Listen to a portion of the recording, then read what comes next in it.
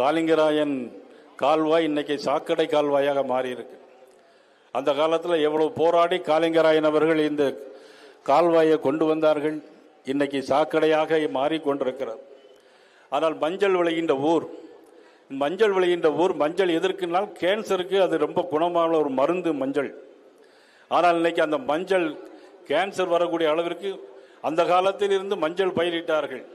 ஆனால் இந்த காலத்தில் திமுக ஆட்சியில் கேன்சரை ஈரோடு மாவட்டத்தில் பயிரிட்டு கொண்டிருக்கிறார்கள்.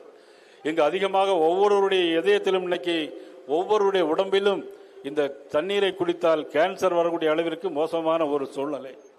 பல்கலைக்கழகம் கொண்டு வருவோம் என்று சொன்னார்கள், கொண்டு வந்தார்களா? தேர்தல் வாக்குறுதியிலே சொன்னது பல்கலைக்கழகம் ஈரோடு மாவட்டத்திற்கு வந்திருக்கிறதா? வரல. இங்கு பொல்லானுக்கு செலவு வைப்போம் என்று சொன்னார்கள், செய்திருக்கிறார்களா? எந்ததும் செய்யல. மின் கட்டணத்தை கூட்டியிருக்கிறார்கள், சொத்து வரியை கூட்டியிருக்கிறார்கள்.